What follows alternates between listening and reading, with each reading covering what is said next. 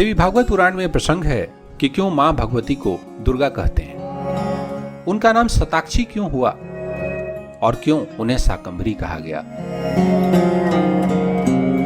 महर्षि वेदव्यास ने राजा जन्मेजय को एक कथा सुनाई। यह प्रसंग श्रीमद् देवी भागवत के 7वें स्कंद में है। प्राचीन समय की बात है। दुर्गम नाम का एक महान दैत्य था। उसकी आकृति, उसका शरीर बहुत ही भयंकर था, डरावना था। हिरण्याक्ष के वंश में जन्मा राक्षस दुर्गम, उसके पिता का नाम दानवराज रुरु था।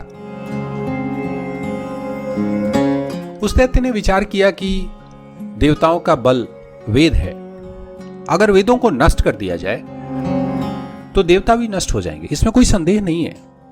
वेद यानी ज्ञान, अगर ज्ञान ही नहीं है तो बुद्धि कैसे विकसित होगी, विवेक कैसे होगा।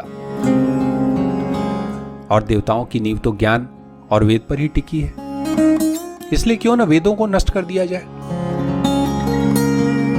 यह कथा निश्चित तौर पर बहुत पुरानी है, पर यह संदर्भ आज भी बड़े मायने रखते हैं। जब ज्ञान ही नहीं है तो बुद्धि कैसे होगा, विवेक कैसे होगा, मनुष्य विचारशील कैसे होगा। क्योंकि जो इंटेलिजेंस, थॉट, उत्तम विचारों की जो नींव है वो ज्ञान से संबंधित है, नॉलेज से कनेक्टेड है, उच्च स्तर के ज्ञान पर आधारित है। इसलिए कोई समाज, कोई देश, कोई संस्था, कोई ऑर्गेनाइजेशन कितना उन्नतिशील है ये उसके नॉलेज सिस्टम पर निर्भर करता है।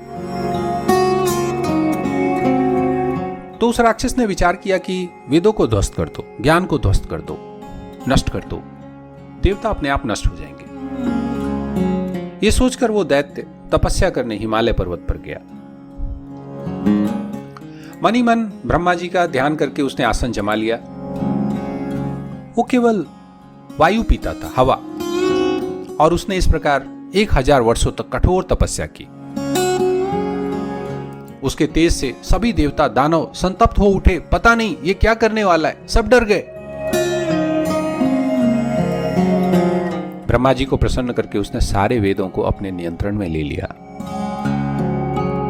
अब वेद ब्राह्मणों के पास नहीं रहे, विलुप्त हो गए, विस्मृत हो गए। और इस कारण जो वेदों से उत्पन्न होने वाले कर्म हैं, संस्कार हैं, क्रिया हैं, वो सब धीरे धीरे लुप्त होने लगी। स्नान, ध्यान, संध्या, नित्य होम, श्राद्ध, यज्ञ, जप, तप आदि वैदिक क्रियाएं सब नष्ट होने लगी। सारे भूमंडल पर हाहाकार मच गया। लोग विचार करने लगे कि ये क्या हो गया, हमें क्या करना चाहिए। सारे संसार में घोर भयंकर स्थिति उत्पन्न हो गई। देवता जो निर्जर होते थे, निर्जर यानी कभी बुढ़ापा नहीं, कभी कोई बीमारी नहीं, वो सजर होने लगे, बीमार होने लगे, बूढ़े होने लगे। और अब दुर्गम ने देखा कि अब देवता कमजोर होने लगे, तो उसने देवताओं पर आक्रमण कर दिया। दुर्गम का शरीर वज्र के समान कठोर था। किसी में तो लड़ने की क्षमता ही खत्म हो गई थी, और कोई तो दुर्गम के सामने टिक ही नहीं पाया। सबके सब भाग खड़े, कोई पर्वत के शिखरों पर, कोई कंदराओं में। सब देवता जहां तहां छिप गए और सबने मां भगवती की आराधना, उपासना शुरू की। मां भवानी कृपा करो, रक्षा करो, हम सबको संकट से उबारो, हे जगदम्बा। अग्नि के हवन के अभाव में वर्षा बंद हो गई, वर्षा के अभाव में भयंकर सूखा पड़ गया, हर जगह जल का अभाव हो गया, कुएं, पोखरे, नदियां सब सूख गई। और ऐसा बारिश का अभाव लगभग 100 वर्षों तक बना रहा। बहुत सी प्रजा, गाय, भैंस, पशु, पक्षी प्राण से हाथ धो बैठे। इस प्रकार के भीषण प्रलयंकारी समय का समाधान ढूंढने के विचार से ब्राह्मण लोग हिमालय गए और वहां कल्याण स्वरूपनी मां भगवती की उपासना शुरू की। समाधि, ध्यान और पूजा के द्वारा सबने मां भगवती की स्तुति की। परमेश्वरी, हम सब जन पर दया करो। अंबिके, हम सब तरह से अपराधी हैं, पर हम पे कृपा न करना आपको शोभा नहीं देता। सबके भीतर निवास करने वाली देवेश्वरी, आपकी प्रेरणा के अनुसार वह दुष्ट दैत्य सब कुछ करता है, अन्यथा वो क्या कर सकता है? मां आप जैसा चाहें वैसा करने में पूर्ण समर्थ हैं।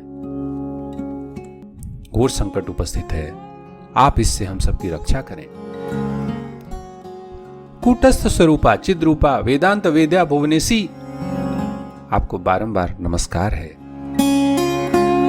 हम सब आपके शरणागत हैं। मां आप हम सब की रक्षा करें। इस प्रकार ब्राह्मणों के प्रार्थना करने पर भगवती पार्वती, जो भुवनेशी और महेश्वरी नाम से विख्यात हैं, अपनी अनंत आंखों से संपन्न दिव्य रूप के दर्शन कराए। उनका दिव्य स्वरूप मानो विशाल पर्वत की तुलना कर रहा था। एक अद्भुत छवि जिसे किसी ने पहले कभी नहीं देखा। उनके शरीर में अनेकों नेत्र थे, अनेकों आंखें थी, असंख्य आंखों से उनकी शोभा अद्भुत थी।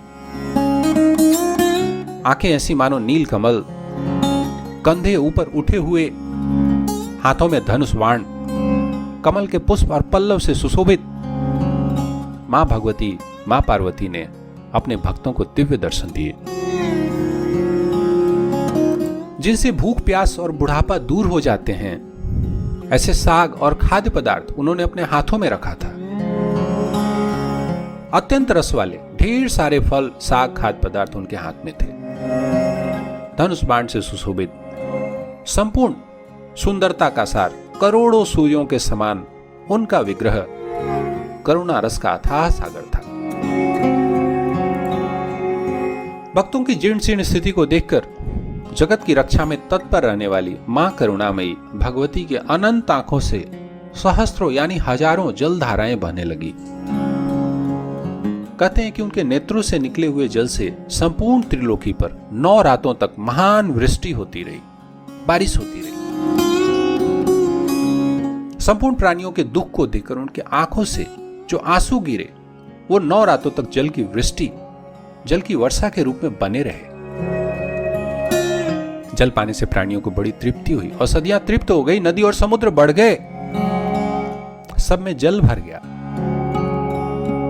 जो देवता पहले लुक छिप कर रहते थे, वो सब बाहर आ गए। देवताओं और ब्राह्मणों ने मिलकर मां भगवती का और भी अर्चन और वंदन किया। वेदांत के अध्ययन से समझ आने वाली ब्रह्म स्वरूपिणी देवी भगवती, आपको बारंबार नमस्कार है। अपनी माया से जगत को धारण करने वाली तथा भक्तों के लिए कल्प वृक्ष देवी अम्बा, आपको अनेकों बार प्रणाम है। सदा तृप्त रहने वाली अनुपम रूपों से सुशोभित भुवनेश्वरी, आपको नमस्कार है। आपने हमारा संकट दूर करने के लिए सहस्त्र नेत्रों से अनुपम रूप धारण किया, इसलिए आप शताक्षी नाम से विराजें। सत यानी हजार, सदा यानी हजारों, अक्ष यानी आंख, नेत्र जिनके हजारों नेत्र हैं, इसलिए मां शताक्षी रूप से जानी गई। करुणामयी मां भगवती के उन नेत्रों से अश्रु रूपी जलधार बह निकले, जिनसे 9 रातों तक पूरे त्रिलोकी में बारिश होती रही और सब जल का अभाव खत्म हो गया, इसलिए मां शताक्षी हुई। अब देवताओं ने, ब्राह्मणों ने कहा, आगे कहा कि मां हम भूख से पीड़ित हैं, इसलिए आपकी विशेष स्तुति करने में असमर्थ हैं। मां अंबिके महेशानी, आप दुर्गम नाम के दैत्य से वेदों को वापस लाने की कृपा करें। व्यास जी ने कहा कि माता ने अपने हाथों से अनेकों प्रकार के साग और स्वादिष्ट फल सबको खाने के लिए दिए, भांति भांति के अन्न उपस्थित कर दिए। पशुओं को खाने के लिए कोमल और अनेक रसों से संपन्न खाद्यान्न उपलब्ध कराए। और उस दिन से भगवती का एक और नाम शाकंभरी पड़ गया। साक से शाकंभरी शब्द का निर्माण होता है। प्रकृति पुनः सृजन की ओर चल पड़ी। पेड़ पौधों का उगना शुरू हो गया, जैसे किसी सूखे हुए खेत में हरी घास उगाए, जैसे बारिश होने से पेड़ पौधों की हरियाली वापस आ गई हो।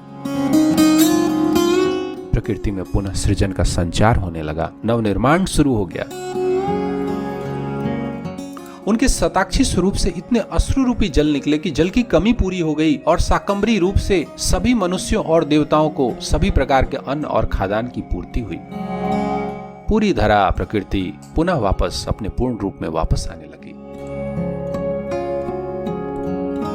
जगत में कोलाहल मच गया। दुर्गम दैत्य को खबर हो गई, उसे बात समझ आ गई उसने अपनी सेना सजाई और अस्त्र शस्त्र लेकर निकल पड़ा युद्ध करने के लिए। सभी देवताओं को घेरकर, ब्राह्मणों को घेरकर वो दैत्य दुर्गम भगवती के सामने खड़ा हो गया।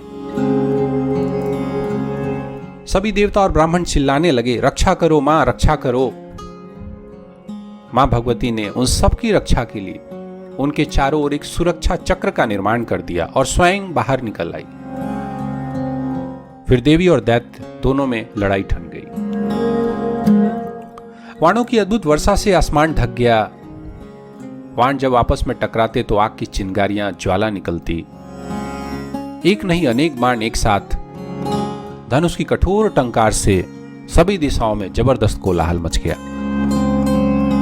दुर्गम और उसकी सेना का सामना करने के लिए देवी की अनेकों शक्तियां उत्पन्न हो गई। कालिका, तारिणी, बाला, त्रिपुरा, भैरवी, रमा, बगला, मातंगी, त्रिपुर सुंदरी, कामाक्षी, देवी तुलजा, जाम्बिनी, मोहिनी, छिन्नमस्ता और इस प्रकार की 32 शक्तियां प्रकट हो गई।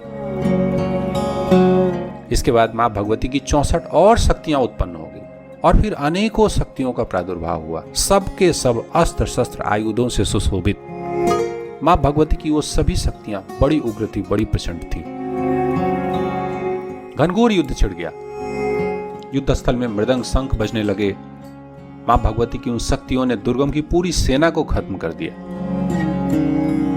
यह युद्ध लगभग 10 दिनों तक चला और दुर्गम की पूरी सेना खत्म हो गई।